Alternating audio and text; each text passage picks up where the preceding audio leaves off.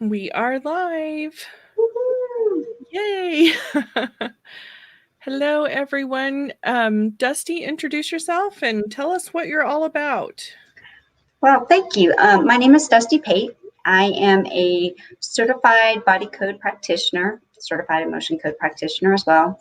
I also do Reiki, and I have experience in the medical field. I have been a physical therapist assistant for over 25 years, rehab director.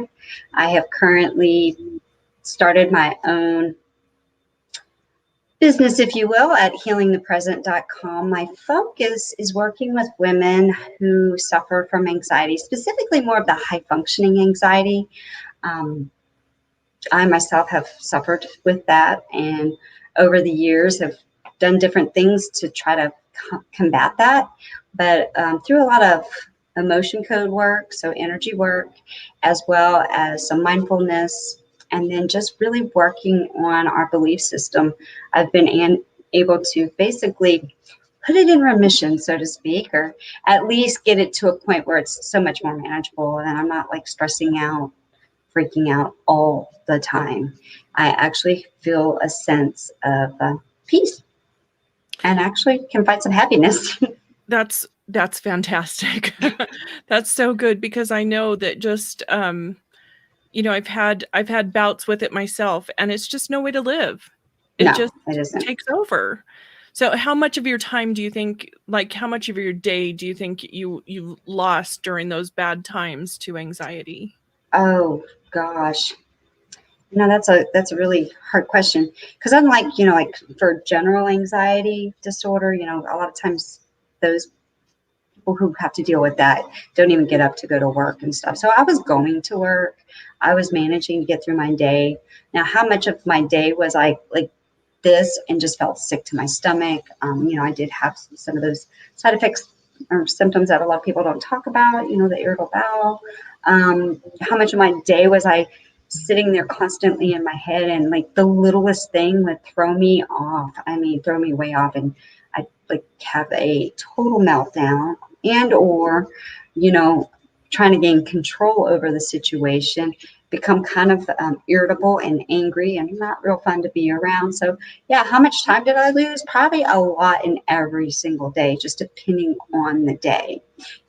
On the weekends when you think, oh, I'm going to sit back and relax and take it Mhm. easy, Yeah. then the guilt of like, I should probably be doing something. I can't sit still. I'm not supposed to sit still.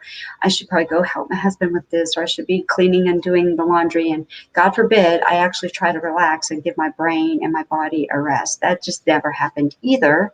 So yeah, I lost a lot of time from that. And most people probably wouldn't have known. They just thought I was, kind of like, this type A. She's always go, go, go, super energetic and busy. And it's because I felt guilty and horrible if I didn't do those things. And I don't know if a lot of people know that that is one of the things that you deal with anxiety is Yes. always the go, go, go, because I like to call it creative avoidance. You're trying to avoid those feelings or whatever to kind of work past it and get it out of your way. And so you just go way overboard in the other direction. Right? Exactly. And totally the opposite direction. You're exhausted because you just can't sit still. And I know like my father-in-law used to laugh at me because he's like, you're like either 0 miles per hour or 100. There's like no in between. Mhm. He's like, if you're sitting down, you're probably passed out from exhaustion or you're up and moving. And then I would be up at the crack of dawn. I'm an early riser, get up at 5:30, and I'd stay up till midnight, 12:30. So I might get, 4 or 5 hours of sleep. Are Not good for you. your sleep patterns are better now? Oh yeah, they're so much better now. That's I do. awesome. They're much better. I wouldn't say they're perfect. I still don't get the full 8 hours of sleep is recommended. No, yeah, that's not happening. However, we are now up to 6.5 to 7, which is an improvement. That's good. That's much better, and I feel pretty good. And now that I'm working from home, if I do feel tired, I will take a nap. I, didn't have that opportunity before when I was working, and I worked in a very stressful job. So worked anywhere between 40 to 60 hours a week. And then you come home and you're trying to do all your household stuff. And weekends, it's like, you're just tired. I should take a nap, but I don't have time. Yeah. Yeah. Yeah, I keep thinking that I need a cardboard cutout of myself so I can just set it at my desk and look awake and then just be napping underneath. They actually have things now. My daughter told me this, she's in college. And so they were doing all these Zoom things. They have a way where you can do a loop where you looks like you're sitting there watching the class Great. and you're actually in the other room. Nice. Okay, we've got a couple people in the chat here. Hello, everyone. Molly says, I get a lot of guilt with anxiety, and I'm the same, either 0 or none, but I'm not a morning person. I'm trying to be a morning person, trying real hard. Right. And she said either 0 or 100. Menopause has been hard, though to be honest, hormonal shifts are not fun. Oh, tell me about it. Tell me about it. And when your anxiety kicks in, those hot flashes, oh my gosh. Like when you're really stressed out, hot flashes and night sweats are actually a symptom of anxiety. Add in the fact that you're having menopause on top of it. So you have the menopausal hot flashes, and then you throw in the anxiety along with it. I mean, I would literally break into such a hard sweat that I would feel faint. And it's like just dripping. I felt like my insides, like I was outside in the summer heat, having a heat stroke, but it was coming from the inside out. It was miserable, and like I know that the anxiety was adding to it. When I'm not as stressed out, not freaking out, more grounded, and etc. Yes, I'll still have hot flashes, but they're not the same intensity at all. Huge difference. I have a friend that gave up sugar completely, like anything with any sugar in it. And she said that took her hot flashes away. And that does lend to anxiety as well, doesn't it? So it's kind of able to treat a little bit with both. Yeah. I know sugar's horrible for you. I've watched a lot of different documentaries about it. One of the best ones I watched was called FU, which stands for Fed Up. You can find that on, I believe, Amazon Prime. That one is very, very good. But speaking of the sugar situation, I myself, almost 3 years ago now, my husband and I decided, it was more my husband, he wanted to lose some weight. So he's like, we should go keto because it's, me being the medical person that I am, I'm like, well, let's check into that because you don't want to go on some weird, fad, extreme diet kind of thing because those don't usually pan out in the long run. So I did a lot of research on it. There was actually continuing education classes for my licensure. So I did like a 7-hour course on it. And it's amazing if you do it correctly. Right? A lot of people, it's just a glorified Atkins diet. You can do a wrong way, you can do a healthy way of it.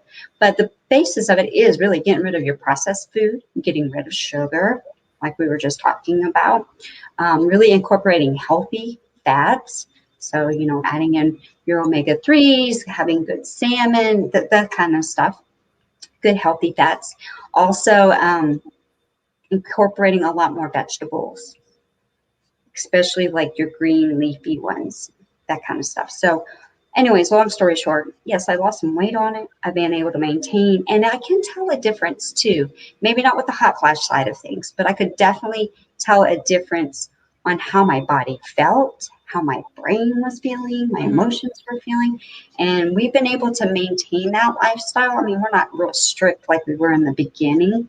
We occasionally cheat, so to speak. Sometimes when you're with family gatherings, you don't have much choices with the food. You can be picky, but you're not going to be totally rude and not eat something super starchy or super carby because, you don't want to offend grandma at Thanksgiving, right?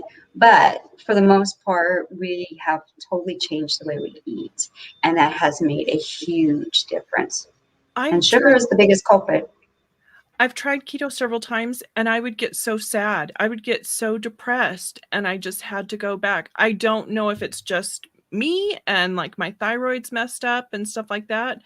But I found that really interesting that I would notice that I would get really sad. So I'm just muscle testing everything that I eat now. So so Oh far. yeah, muscle testing for your food is an excellent thing to do. And I know not everybody knows exactly how to muscle test, but once you figure out how to do it, you can do that for your medications, not your prescribed ones. Obviously, take what your doctor tells you to take.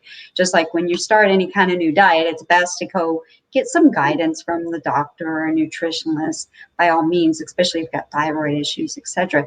But muscle testing is a great thing because I know for myself, I do it with just my general vitamins and stuff that I take. Some mornings I just check and it's like, no, I don't need to take that today. And I don't. I mean, it's not like it's a prescription. I just don't take it. Yeah. So how much of the chemicals in the food that we eat do you think is affecting this It's affecting everybody. anxiety? Yeah. Yeah, I see Molly's making a comment about the Mediterranean lifestyle, Yeah. and that is a beautiful, beautiful, yes. It's not quite as extreme on the macros as, say, a keto diet, but they do have a lot of similarities because it is lower carb, healthier fats, good proteins, you know, a lot of good vegetables. So, yeah, the Mediterranean is a good compromise because you're also still getting some of the more natural carbs, like, whole grains and whatnot, which are good for you. I think a lot of people, they're just so used to the sugars and that comfort food. I mean, think about it. You don't have to have a bowl of ice cream to consider comfort food. Bread. Man, a good piece of bread with butter on I it. love it so much. Oh my gosh, that is so comforting. My favorite comfort food is mashed potatoes and gravy. Like, you watch those movies where the women are crying over their pint of ice cream. No, I'd be the girl with the mashed potatoes and gravy and crying and eating. That's Yeah. my comfort food. Yeah, I want it warm. I want warm stuff, not ice cream. Exactly.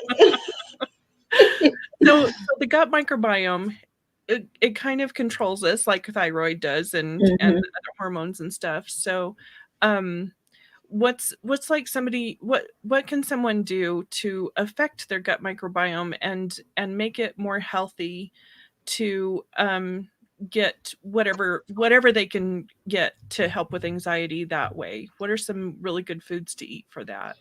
Well, some really good foods to eat. Well, obviously, one of the primary ones is obviously to get rid of the sugar, which we were already talking about. I mean, that sugar is messing up everything, basically. Yeah. It is really very addictive. It's one of the most legal chemical drugs that we all have and we all eat. Just nobody acknowledges that. But eating fiber-rich foods, first of all, anything that has really good fiber, your bacteria, the good healthy bacteria within your gut, is going to thrive in a fiber-rich environment. Those good bacteria actually feast off of it, and so that can come in different ways. You can get that through, whole grains, which we just talked about, beans and nuts, seeds, various vegetables like Brussels sprouts, bananas, avocados. Let me tell you, I love them. Avocados are like one of the best because it has great healthy fats in it. It actually is very rich in fiber. You wouldn't think that, but for its size and all the nutritional quality that it has a great fiber content. So it is an excellent, it's a very good one. That's You want to usually make sure breakfast is an avocado. I love avocado. them. Yeah, you can stuff them. Uh-huh. And you can put them in the oven and kind of bake them and warm them too. There's a lot of cool ways you can mess with your avocado. I've tried just about all of them. I have a dark chocolate avocado mousse that I make. It's Yes. so good. Me too. I use like a vegan cream cheese and some coconut milk or cream with it, and I put the avocado, cocoa powder, and then it's beautiful. I love that. It's my favorite thing to eat. Put some raspberries on top. Good healthy fruits, berries especially. They're rich in good fiber as well. So limiting your intake of course, processed food is another way to help maintain a good, healthy gut because processed foods is nothing but chemicals. Yeah, Bill is saying I liked number 1 from Carl's Jr. That's his comfort food. Number 1, Carl's Jr. is good. And I'm not going to lie. I still eat at Carl's Jr. from time to time. They have a wonderful lettuce wrap. You ask them to hold the bun, and they'll wrap it with a good, I mean, you can still hold it like a burger. It's messy. It's really messy, but it's good. I totally with him on that one. Then also another way to help improve your gut, your general gut health and the microbiome is fermented foods, such as sauerkraut. Kombucha. Kombucha is another good one.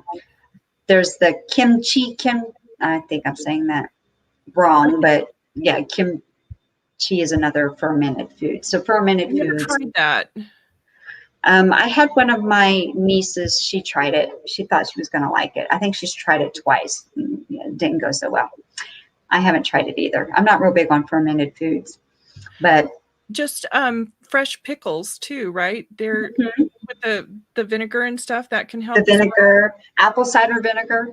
I know I'll do, sometimes I go through phases where I'll do apple cider vinegar and lemon in the mornings and drink that. And that just kind of helps even some things out as well. Of course, exercise kind of just helps keep the whole system going like you're supposed to. Yes, we've got Frontier Survival. Hello. How are you doing? Thanks for joining us. Hello, everyone. Molly says avocados like crazy. Anyone ate crazy healthy, but I still have anxiety. But I think it has more to do with my genetic makeup. So exercising through that too, because that changes your gene expression, right? So if you have these the genetic makeup to predispose to anxiety or depression or something, you're getting out and getting the sunlight and getting the vitamin D and getting the exercise. Vitamin D is very important. Getting out, getting that sunlight, the vitamin D, and then of course your omega-3s. So you definitely want to make sure you're getting those healthier. There's omega-3s and there's omega-6s. You want to have a 3-to-1 ratio. You want to have more omega-3s than you do the omega-6. The omega-3s also help with conversion of your vitamin D. So you want to make sure you have both of those in your system. But the vitamin D, that sunlight is excellent for depression and any anxiety, anything like that. I mean, it's just, it helps with releasing certain levels of happy hormones as well, such as like your serotonins and things like that. So making sure you're getting outside, getting your exercise. I mean, exercise in and of itself would release endorphins. Endorphins are also feel goods that will help with also getting rid of some stress. If you are tensed up all day, I know for me, when I get really anxious and really upset about something, I really want to beat the crap out of somebody. I do. I'm not going to lie. I want to punch something. So what better way than to go exercise? One of my go-tos is if I feel like I want to hit something, I used to love to take a kickboxing punching bag. It's a good way to, one, exercise the body. It's a healthy way. And two, it's a way to get rid of some of your anger and resentment, etc. Because you actually get to beat something up, not somebody. Yeah. Well, I learned a couple years ago that weightlifting has anti-inflammatory benefits. Why haven't I known this all my life? You know, that's crazy. It's so good for you. It is very good for you. And building muscle mass actually builds, if, you know, for a lot of people too, not only are they having anxiety or depression, they're dealing with weight issues, which then makes them feel bad about themselves. They have this idea in their head they've got to look a certain way, but we're all beautiful no matter what size we are. But in the process of exercising, you're going to improve your health. You're going to improve your endorphins that are being released. Then if you're building up muscles, muscle burns more calories than fat. So it actually helps with your metabolism, weightlifting does. So you'll actually see more results with changing your diet and weightlifting. And you don't have to go crazy, because I know a lot of women don't necessarily want to weightlift. They don't want to get bulky. Now you do low weights, high repetitions. That's how you get toned. but you're still building up muscle mass, which is going to help with calories and just kind of good overall weight maintenance as well. Yeah, just those a few reps of 10-pound weights just kind of changes everything. Yes. It can really invigorate you. Mm-hmm. Yeah. Absolutely. And I've made sure to incorporate that now. Now that I have a little more time working from home, I add that to my morning routine. I'm all about routines. That kind of keeps me a little bit more on track with things. So, I'll add it. I'll do my meditation. I'll do my journaling. And then I'll go into, if it's just a 15-minute little weight right there on the bedroom floor. Yep. You don't have to have any fancy equipment. And let me tell you a trick. I like to watch TikToks. I ain't gonna lie. You can get lost in TikTok. So if you are looking for a particular exercise, TikTok can be your new exercise buddy. I just found that out because I wanted to work on some stuff for my legs without incorporating squats. Now, as a physical therapist person, I know a ton of exercises, but at 6 o'clock in the morning when I'm exercising, my brain kind of goes dumb and doesn't remember all the exercises I should know. So I put no squats in hashtag on TikTok. And lo and behold, if not a beautiful stream of different video, quickies of exercises that you can do. So for those of you that are like, well, I don't know what exercises to do. If you are watching TikTok, you can put in arm work, you could put in butt work, you could put in anything, and you can get some free exercise tips right then and there. Well, I have a rebounder, the little mini trampolines. Oh, those are great. Amazing. So many And they're benefits great from for that the too. lymphatic system to Mhm. keep, yes, it keeps your lymph nodes and everything clear. It helps move that fluid around inside of you, which helps with edema. So yeah, the rebounder is a wonderful, wonderful workout. So do you include grounding or earthing in your Yes, schedule as well? yes. I have been definitely more so now. I'm definitely get outside daily now to go for a walk. I try to go barefoot outside. Now I'm going to give you a little insight to my yard. I'm in Texas, just south of Houston, and fire ants Mm. are a horrible thing down here. Okay. So the problem with the fire ants is not they're just in a little hill over in a corner of your yard, or they're in multiple hills all over your yard. But when you least expect it, you'll be walking, grounding, and they're not necessarily in the hill. They'll be in like a low form thing, and you'll be standing in them. So I have to be very careful where I walk in my yard because of the ants. And of course, right now, snakes are on the move too. So I got to watch that. Yeah. Yeah. Molly Makes and I were talking about that earlier also, that if she's going to try grounding, she also needs to stay out of the ant beds. Yeah, that's a problem. I'm right in the city, and so I don't have a problem with dealing with snakes and stuff. But yeah, if you're going to go out and go barefoot, please make sure that you're somewhere safe and that you're not going to be Yes. stepping on anything treacherous. Yes. And you can ground even in the city on the concrete, but you got to watch out in the summer not to be going barefoot on concrete because you can burn the bottom of your feet. I know here, like the concrete gets really hot because it's like 100 degrees outside. It was 113 here today. Yeah, it's Oh, crazy hot. Crazy yeah. hot. Yeah.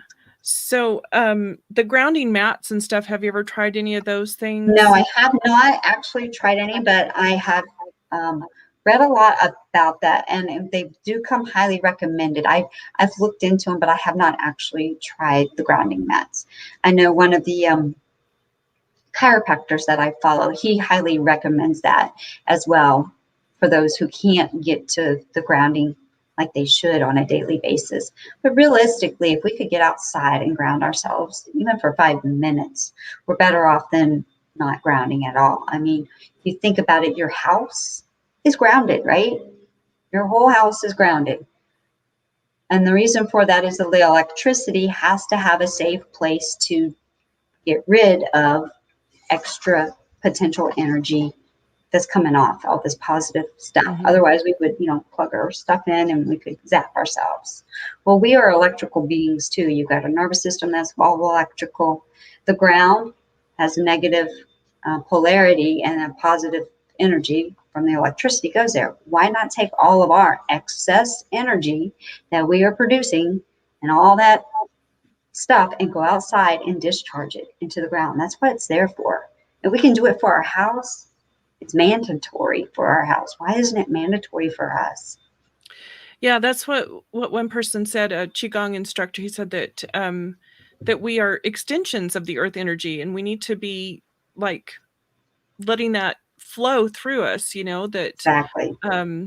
To definitely take advantage of that, and that we are so disconnected now from the earth with the rubber-soled shoes that we have, and the all the plastic in our world, you know, and the Right. carpeting and Very much everything. so.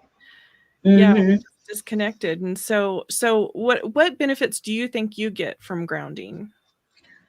For me, it's a sense of, well, first it's, I don't know, when I go out in nature, just having my feet in the grass and feeling the grass between my toes, it actually kind of takes me back to when I was a kid and just kind of playing outside. So there's that kind of feel good, nostalgia kind of situation going on. I just can feel like my stress, like you said, connecting back to the earth, you can feel it kind of just moving down and out. Typically, if you're going to be outside, I'm also getting sunlight. I just love to feel the sun on my skin. I can feel the breeze. I'm listening to, we have a lot of frogs here, Mm, and we have bullfrogs. So there's a lot of different octaves going on. So just being outside, listening to the frogs and listening to the, I know they're not called locusts, but the other name for them. cicada. Thank you, because I always Yeah. mess that up. Um, that's why I just say locusts. But anyways, I hear them outside and the crickets chirping, and there's just, that's a meditative moment. So what I'm getting out of that is I'm decreasing my stress level. I'm just kind of enjoying the feel good of like the nature all around me, the noises, and I can be more present. So that, for me, that's what I'm getting out of that whole 5 minutes. That's it. Mhm. I Yeah. like to do it longer than that, but if, on a quickie, a 5 minutes outside, feet in the grass, and just a few Mhm. deep breaths, I feel better. It's Yeah. definitely very de-stressing. I've been going outside and walking in the grass. My the first reason I'm going is for inflammation, trying to get rid of inflammation. Mhm. And I've already seen a big difference just in the last week that I've really been very what's the word? Like religious about it, going out Yeah, every very single day. focused. Yeah.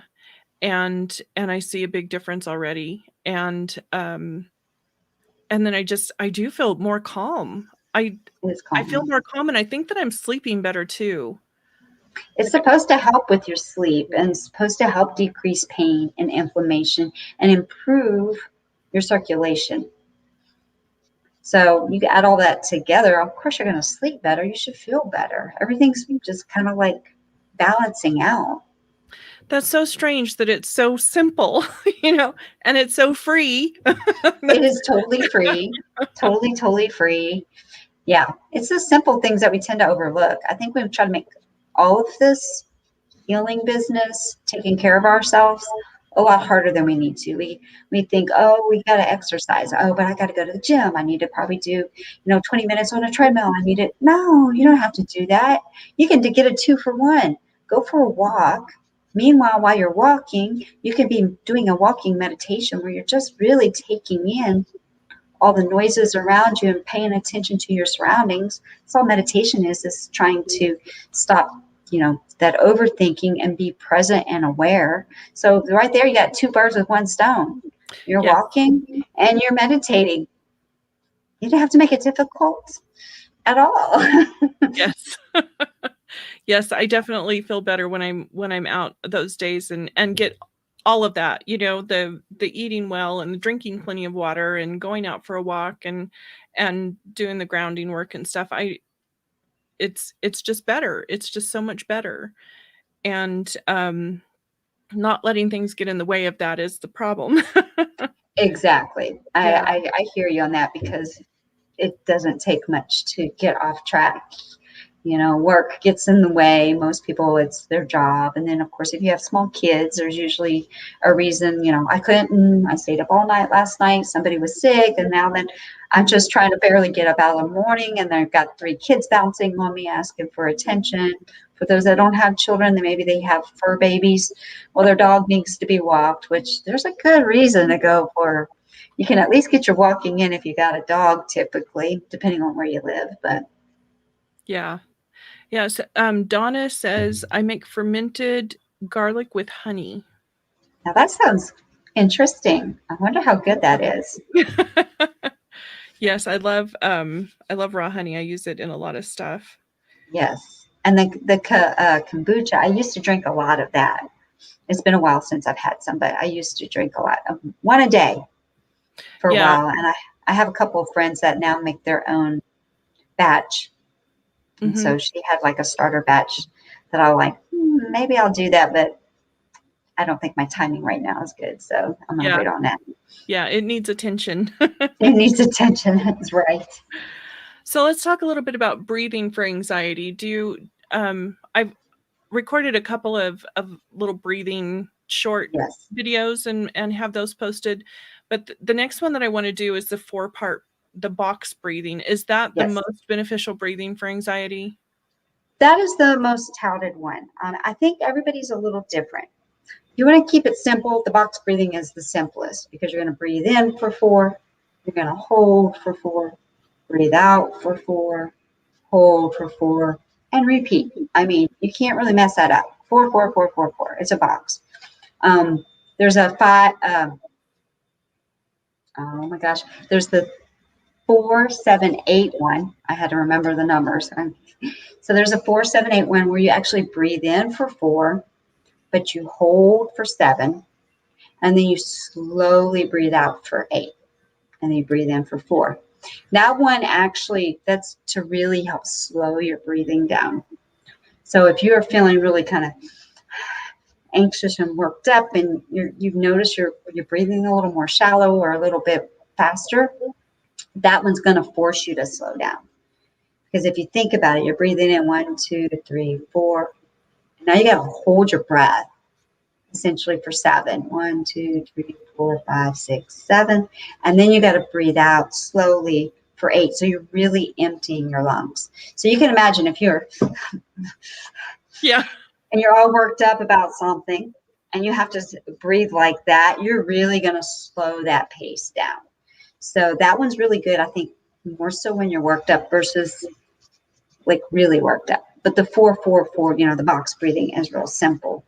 Now, I personally, when I have the time, this is not for in the moment. When you're having an anxious moment, you want to keep it simple like that box breathing or the 4, 7, 8. But for a meditative one, general breath work, there's a bunch of different types. But the Wim Hof breathing technique. Love him. Love that breathing technique. Because I like the way that you're doing quick. You can start with slower breathings, but you're keeping the counts. Then you go faster and faster. And then when you finally exhale and you just don't breathe for a little bit, you'd be amazed at how long you can not breathe for. That's the hardest part for me. It's what it does to you in your head. Like how you feel when you're done with that is amazing. Yeah.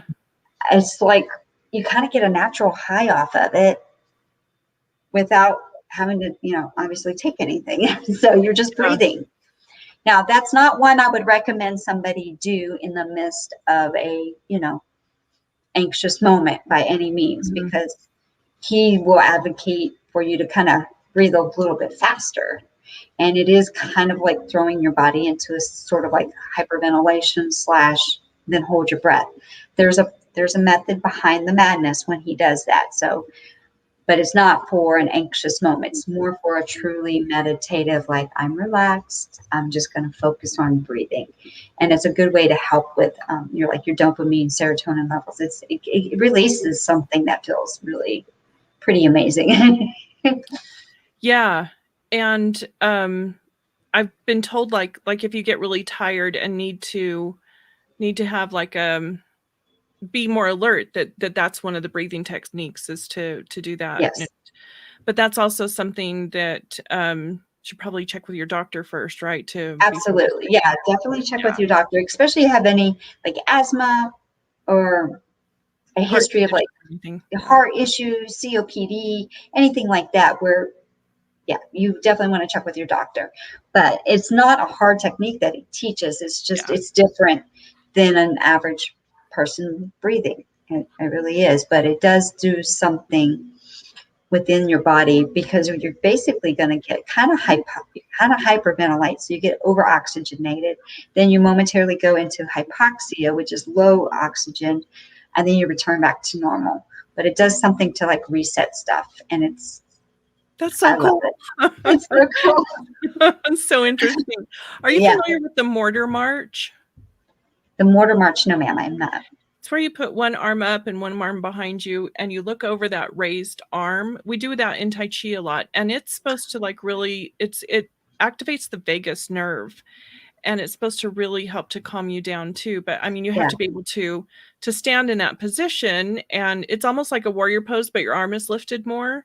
Hmm. And you have to have the time and the place to stand in that Right. position and and it's you're also breathing in and holding for like an 8 count is what we do and breathing out and it's very specific on how you do it but that vagus nerve and do you want to talk a little bit about the vagus nerve and what it does and Well, the vagus nerve is usually totally overstimulated within the nervous system. Okay. And so when we are stressed out, we're on this fight or flight mechanism. So your amygdala in your head, this little almond shaped thing deep down in your brain, it's your emotional brain, basically. So when you are anxious, stressed out, having anxiety, the emotions are playing in your head and they're causing this immediate fight or flight kind of sensation, like you feel unsafe.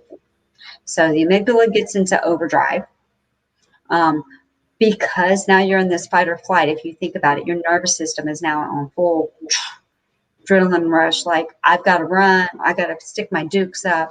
It automatically thinks, I've got to do something.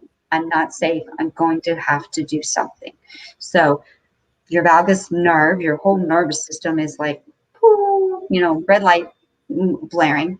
And meanwhile, what's happening? Are you being attacked by a bear? No, probably not. I mean, if you are, then run. Please run. yeah But typically it's, something like our boss called us into his office and we're freaking out or something. We don't even know why. We just have an anxious moment. It just happens. So what ends up happening in those moments is we're in overdrive and we're going to either freeze, we're going to try to run, or we're going to fight. And the problem is in this day and age, we're not going to go fight our boss. We're probably not going to run away from our boss. We might just freeze and stare at them. Now we're going to get sick and feel nauseous because we don't know what to do with all this energy. We don't know what to do with this emotional response. So that's where like the anxiety kicks in. And so breathing techniques, Tai Chi, which I'm just now learning how to do some of the Tai Chi stuff. So, anything that causes your body to kind of move, that's another good reason to do exercise. It is another way to help get some of that energy out of you and how to reset like your nervous system as a whole. Also working on your beliefs, like really sitting down and thinking about, why am I scared about this? Most of us, it works on a very subconscious level, but if you sit with yourself and notice a trend of like certain situations always get you kind of worked up, you can kind of figure out what's going on there, and you figure out that you're having a fear situation. You're fearful about something. Well, what am I fearful about?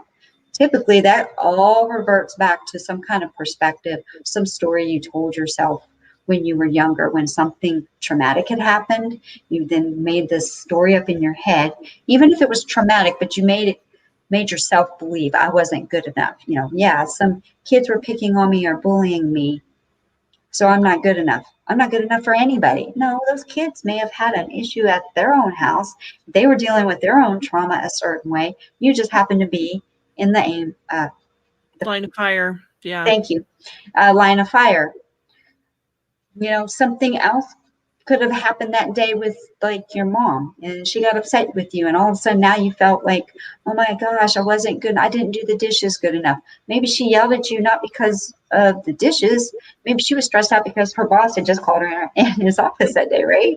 So she was already stressed out herself, and you took it the wrong way. And then from that point on, as a child, because you're looking at it through a child's perspective and you give it a certain meaning, you grew with that and you kept feeding into that. So now here you are an adult and you think, I'm scared of anybody correcting me, because if they correct me, that means I'm not good enough and there's something wrong with me. So you're going to avoid conflict so you don't have to be corrected. And all because as a kid, twice, somewhere along the line, somebody thought the way you did the dishes was not right.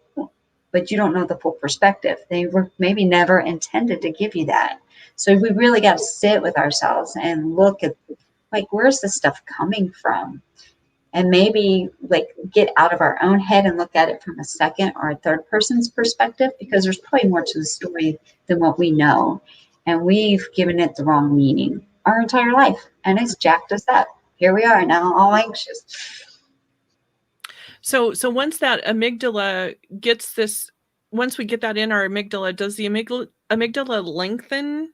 It can lengthen. It can kind of get out of balance because you've got your prefrontal cortex going on, which also incorporates the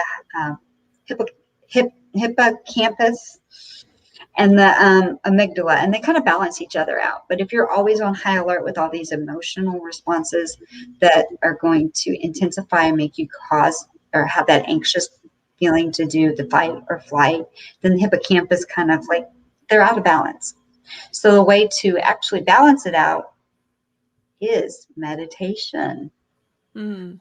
Meditation in and of itself, even I think I was reading and done some research on that, anywhere between 10 and 15 minutes a day, just meditation can kind of help balance that whole amygdala issue out.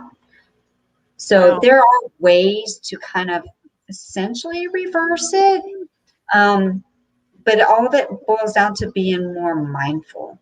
Mindfulness, being aware of your body motion, being aware of like sitting with your meditations, being aware of your feelings. Because a lot of people don't actually acknowledge their feelings and feel their feelings. So if you think about it, if you're going to repress that, you're going to get more tense. The next time it happens, your emotional response is more intensified. So you're just messing up that amygdala. But if you can sit with your emotions and be like, you know what, I am ticked off today. I'm really mad. Go sit and meditate. Just let the emotions come out. I mean, they'll talk about the silent scream. Grab a pillow, go in your closet, scream in the pillow, beat the dang pillow. Hence the reason I did kickboxing and stuff, so I could beat some things. You know, get that anger out. If you're sad, just acknowledge you're sad. Go cry. It doesn't matter whether you're a man or a woman or whatever. Cry. We have feelings for a reason. Get it out. Feel it. The more you repress it, the more you're just carrying excess tension through your muscles. You're just stifling away all that energy to come out later at an inappropriate time at people that you don't mean to throw that emotion out towards.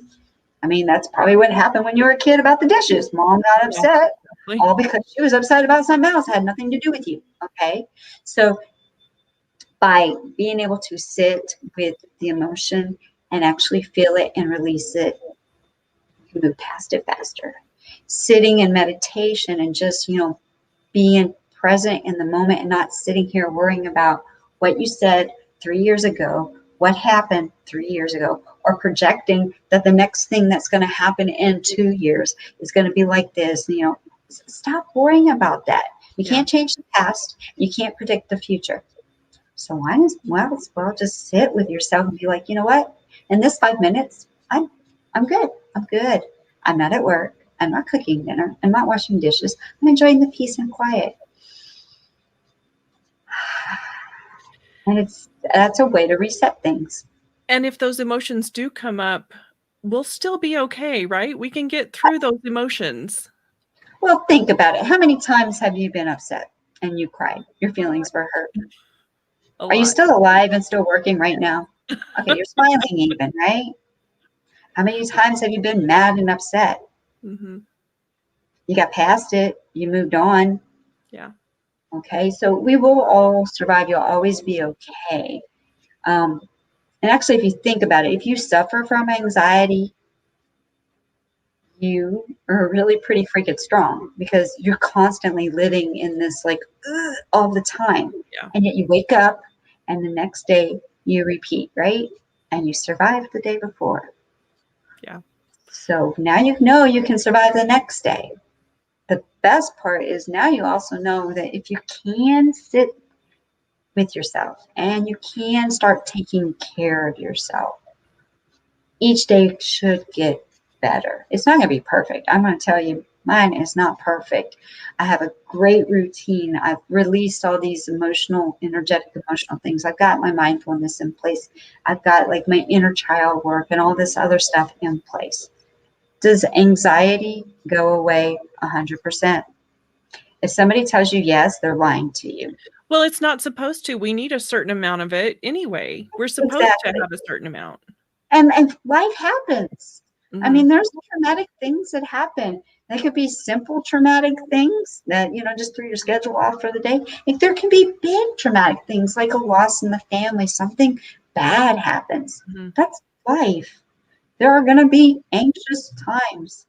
It's how you deal with them that keeps you in a better place. If you can learn healthy habits to deal with it, learn how to release the old stuff, then moving forward, you'll be able to handle the new stuff without as much difficulty, if that So makes sense. so talk again about a little bit about panic attack versus anxiety. Yeah, that's a good, and that's a hard one to differentiate for most people. Panic attack, think of panic as more physical. So Oh, P okay. for panic, P for physical. So you're going to have a more extreme, immediate, fast physical response. Okay. So basically, they come on quickly. You're going to feel more of the physical symptoms, the chest pain, the shortness of breath. That's usually when people are thinking, oh my God, I'm having a heart attack. Okay. A lot of people go to the emergency room with a panic attack thinking it's a heart attack. All right. They're going to have shaking and trembling.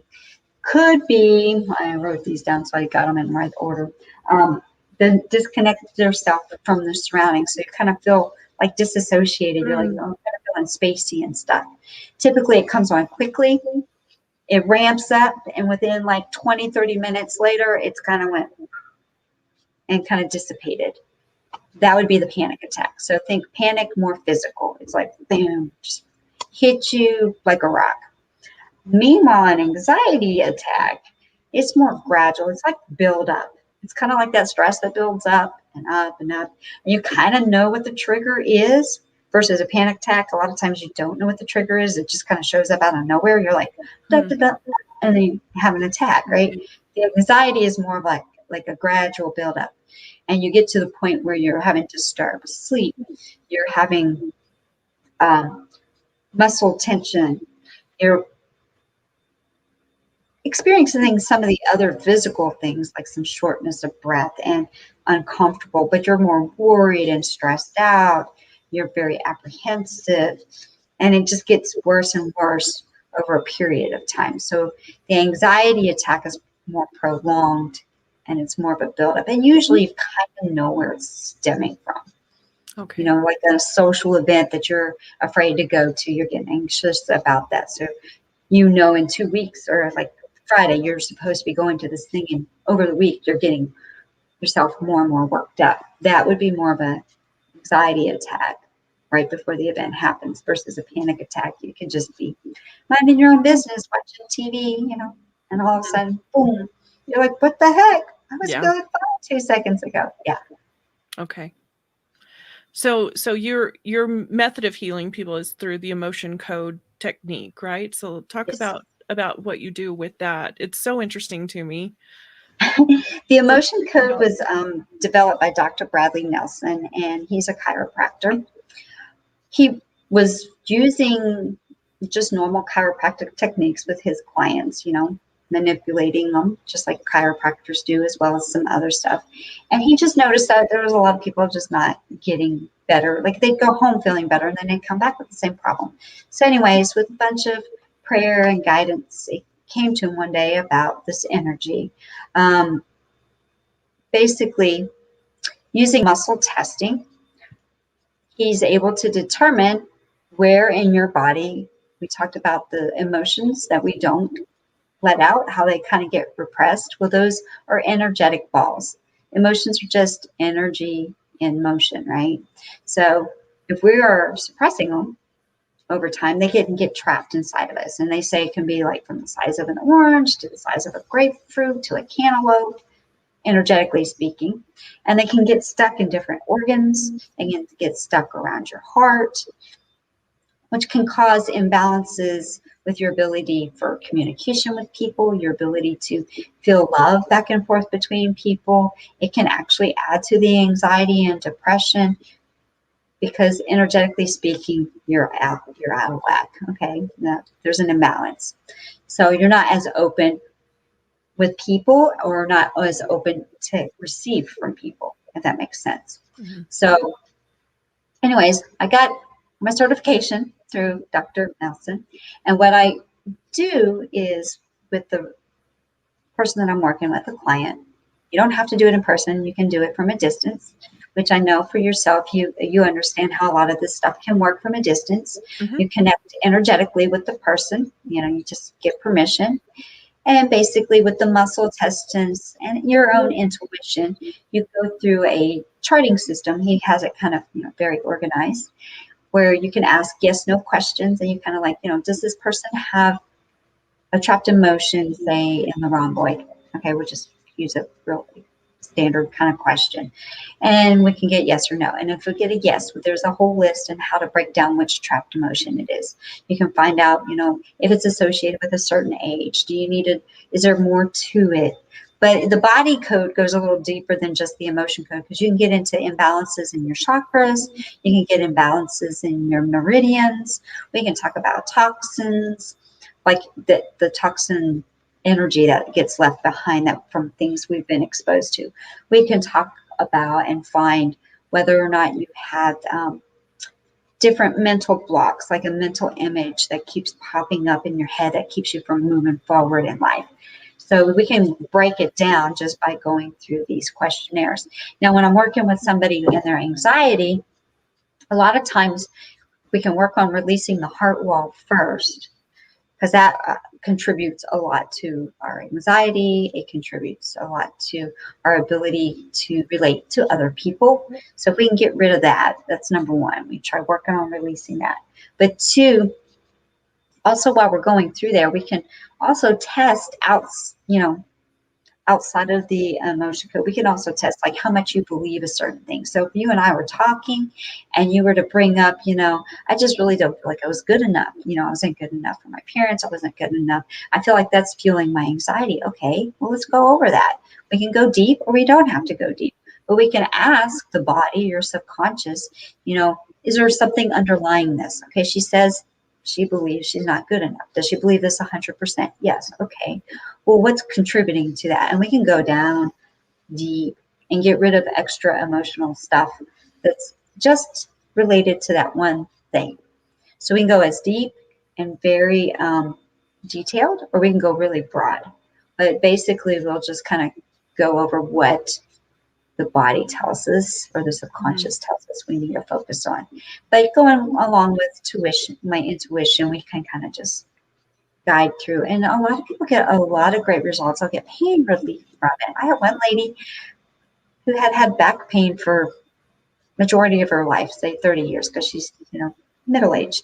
And after just one session, she was like, my back, what did you do to my back? She's like, I have not had pain, and I can't even remember. She kept waiting for it to come back. She was tossing and turning. She told me the night before, trying to find Like, I need to get comfortable. I need to get comfortable. She's like, wait, I am comfortable.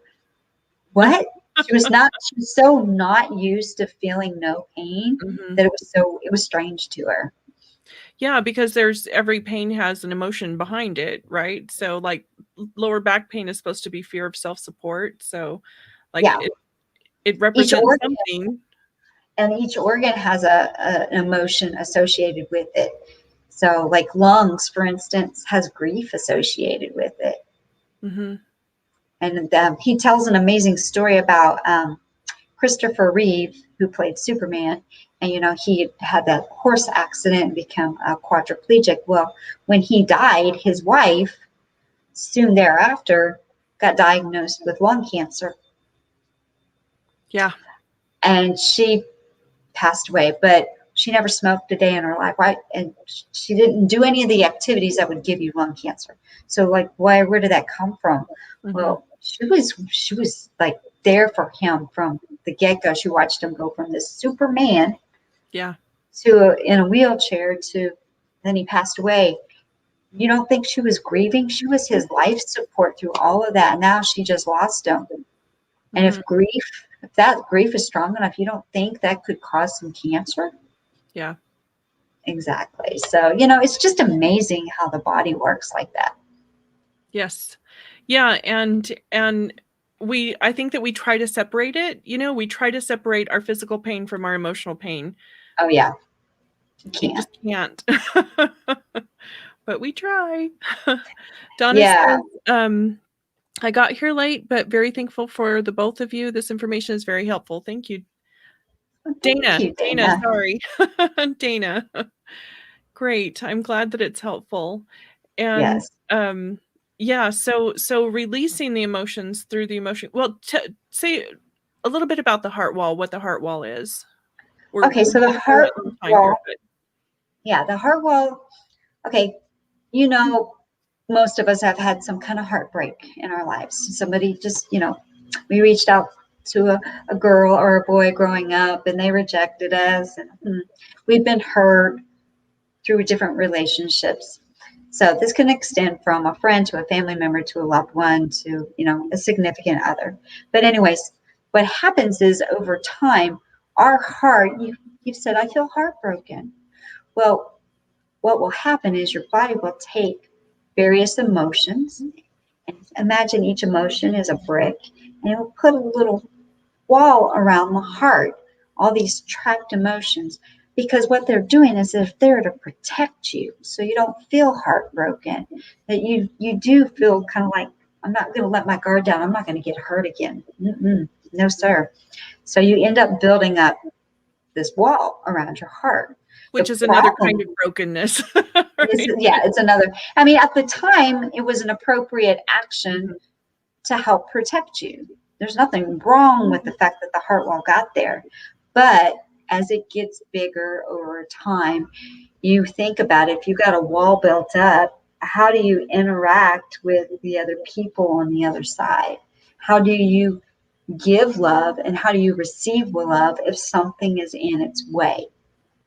So, and love can be, whether you're in a relationship or your friendship, your interactions with your children. If you've got a wall built up around your heart, how effective are your relationships going to be? How effective is your communication going to be?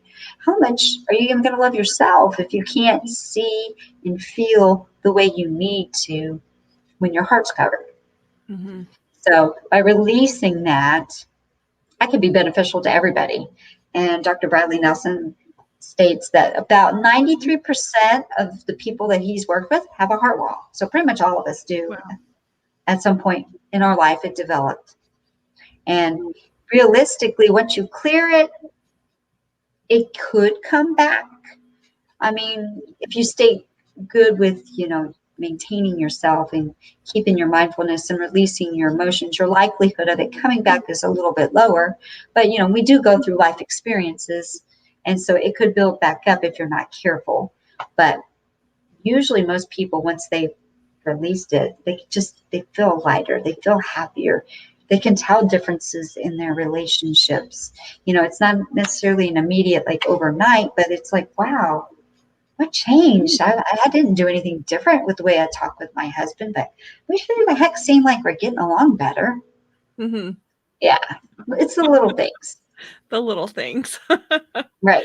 I think that once you do release emotions and start to get a little bit of healing, like you start on one track, some other doors open up for you. Don't you feel Yes. that way? Like some other modalities show up and you're able to make some great strides in a lot of stuff because you took the first step is what I feel. Exactly. Yeah.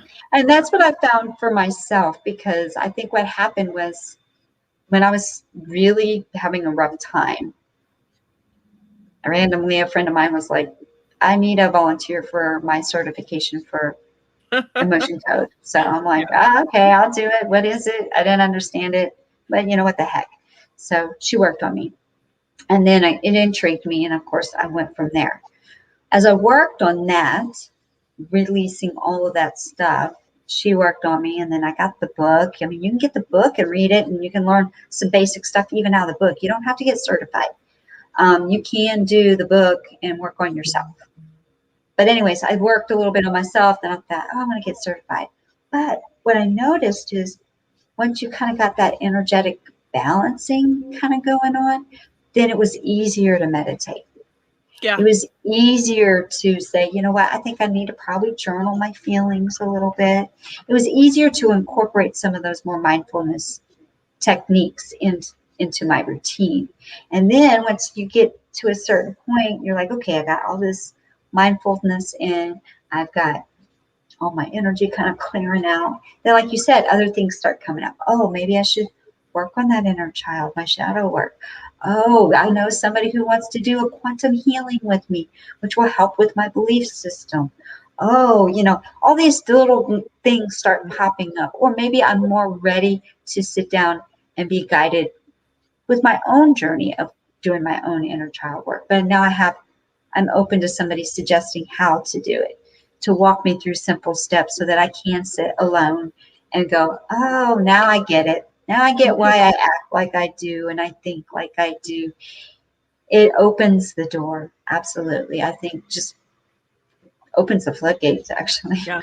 Yeah. Yeah. And then that most likely will end to you helping other people and other people and other people. Yeah, exactly. Yes. It's wonderful. So you're going to be talking at the Energy Healing Conference. Yes. In Sandy, Utah, it's actually this Friday and Saturday. Friday from 5 p.m. to 10 p.m. But then the main events are on Saturday. They're going to have it in person, but they do have virtual tickets as well. So if you can't make it, but they're going to have vendors there set up. They have like 5 or 6 different stages, 2 like really big main stages, and then like classes running every hour on the hour. I mean, you name it, they're going to have somebody there. Dr. Bradley Nelson's going to be there. Tammy Ward, who kind of started this, I don't even remember how many years ago, she'll be there speaking. Then you've got all kinds of other practitioners, whether they're in yoga, they could be with body code. You've got people who are into readings, crystal work. I mean, you name it. There's a whole list. Like if you go to the website, energyhealingconference.com, and you can scroll down and you'll see where it says about the event. You want more information on the event, you can click on that and it'll take you through the entire, like, who all is There's speaking. a lot. There's a lot. A lot of speakers. Yeah. There's a lot of speakers going to be up there. So, and then on the Saturday event, I believe it's from 8 till 6 or 7 p.m. It's like an all day thing. So it's going to be amazing. That's this coming Friday and Saturday. And what's your time for speaking? What is your date and My time? time will be on Saturday at 2 p.m. Saturday at 2 p.m. Okay. Utah time. So, Utah time. which I think is only an hour. It's an hour ahead of you right now, an hour behind me. So that would be Mountain. Okay. Yeah. Yeah. Yeah. 'Cause we go back and forth to Pacific and Mountain. Yeah. Cool. Okay. And so are you able to type in the chat? Yeah, I think I can. Can you add your website? Let's It's see if on the this, description, but let's just put it in the chat also, if you can. let's see. Let me know if this comes up in the whole thing. So. Okay. And thank you everybody for being on here. Please like, share, and subscribe. And I don't know if that went to everybody or not. I think it went to just me. Okay. So it would be in the... It's healingthepresent.com. I'm afraid if I go over to the actual YouTube channel, I'll get a feedback thing because it's not letting me type over in the comment section. And I'm not... I don't know if I'm spelling that right, but we'll just put it up there. We'll put it up there and see what happens. Just healingthepresent.com. You got it right. I got it right. Yay. Now, my whole point is we're trying to heal the present moment. Most of us are dealing with crap from the past, and the only thing we can heal is right now. Yeah. Yeah. So. Yep. And that's what we need to work on anyway. So exactly. Right now. So is there anything else that you want people to know before we sign covered a wide array of stuff, unless anybody has any questions or... Thank you for joining us. Thank you. I appreciate you guys being here. Yeah, it's great. Yes, thank you all so much. And I know, I mean, there's so many people are dealing with anxiety and stuff like that. And there are many ways to combat it. And I've worked with the emotion code a couple of times, and I think it's amazing, and I think it is really beneficial and so easy. It's such an easy thing to do. Yeah. And I mean, it's just like in a matter of minutes, you get through, you get to what the problem is. You don't even really have to look at it, stare at it. You just say, okay, that's it. And you release it and it's gone. I think that that's amazing.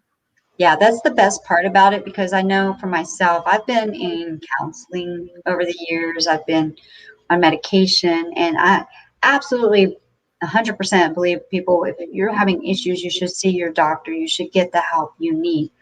But this is a good avenue that works in conjunction with that. Yes. And the best part is that you don't have to talk about anything. Right. Literally, if you got on the thing and said, I'm just feeling anxious, can we work on that? And then you sat there and stared at me. I could go boom, boom, boom, boom, boom, work out the stuff. You don't have to tell me anything about what's going on. And I've had that where people will, I'll bring up certain ages and we'll go through stuff. They'll tell me after the fact, not during the session, because in the next session we have, they were like, you know what? I couldn't say anything at the time, but when you brought up age 12, I had this whatever event, and I know it kept coming up, and it just freaked me out that it's like poof. She was, but I do feel better now. Yeah. Like, okay. Yeah. So. I think that what a lot of people probably feel is lighter, just like this weight has been lifted off. And I think that that's so great. It's a good feeling. Very good feeling. I think that we all need to realize, we all need to remember that everybody's dealing with something, that there's nobody out there that is perfect, no matter how much healing or work that they've done either. We all still have problems, even as a healer, we all still have issues, and give yourself a break a little bit for what you feel. And that the reason that I started this channel is to let people know that there's help in so many places. Oh yeah. And there's so many different modalities. They work very similarly in a lot of ways. They work in conjunction with one another. And it's great that you're out there exposing that. And people can realize too, there's different personalities, of people. So you may get along great. This person just resonates with you and you want to go towards that direction. Another person resonates with somebody else. Yeah. But there's so many options, and we don't have to limit ourselves to just our doctors. I mean, the doctors are great, and I definitely, being a medical professional myself, recommend getting the help you need But there's so many things that you can do in conjunction, and you'd be surprised how well that works together to get you where you want to be at.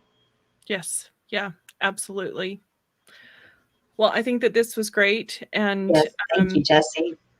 thanks, Bill. I think it was great also. And thank you so much for being here. I hope it is a wonderful conference. I wish I could be there. I'm like holding myself back from driving up there to attend in person. I'm going to be on virtually, so I'm looking forward to that. And I will be attending your talk. So Awesome. Thank you. thank you so Well, much, everyone. thank you, everyone. Good night.